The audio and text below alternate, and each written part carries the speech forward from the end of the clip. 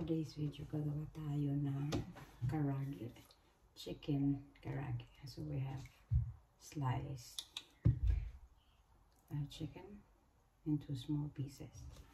So I show you what you need. We have garlic here. So garlic and lime. So yung lime juice and lime peel gagamitin natin dito. And then ginger. And then yung 7 spices ng Japanese 7 spices. Soy sauce. Sake. And mirin. And yung mayonnaise natin, ito hindi Japanese pero okay lang kasi na-mix na siya ng Dijon na siya. Yung Japanese mayonnaise kasi wala. And then yung Japanese flour natin. So, yan. And then, dalawa natin eggs. So, eggs natin. So, mostly our gamit namin ay mga organic. So, dalawa nito. So, ilalagay lang natin.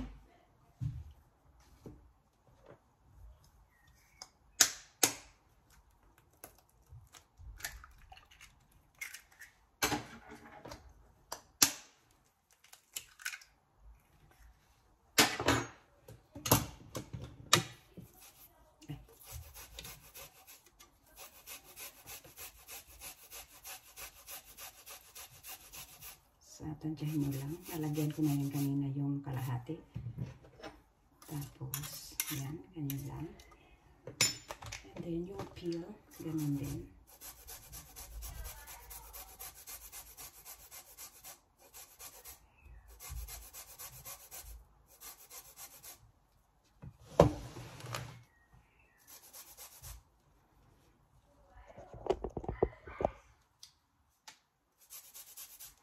Nakikita niyo yan.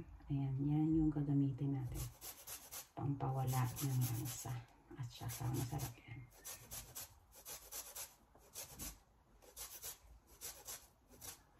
Tapos after ng skin, yung ano naman gagamitin natin, yung juice naman.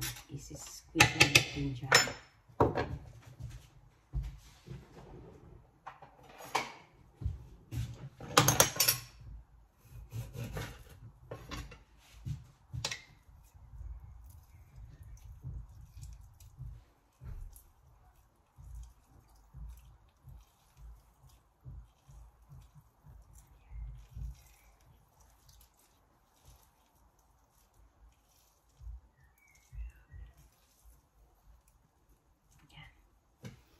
And then, soy sauce.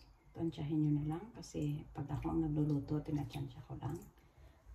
So, and then, ito, para makita nyo naman, lalagyan lang natin ng dalawang spoons nila. Tablespoon lang talaga. Tablespoon na to, parang, hindi naman pwedeng teaspoon to. Kasi malaki din naman. Parang ano lang. Yan. Tapos, yung sake. And, yung spices natin.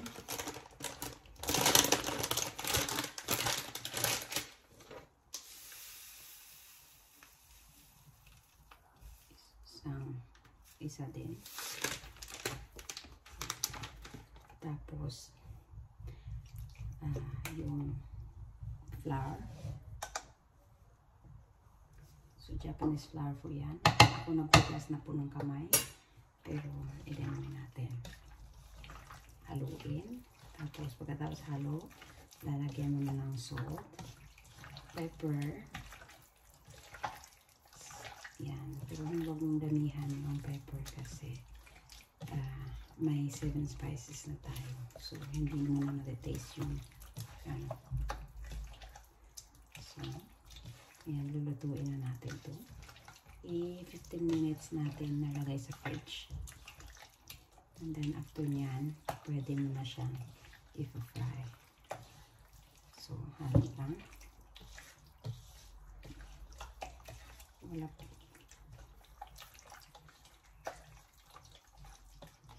So yan na guys. Nahalo na. Uy!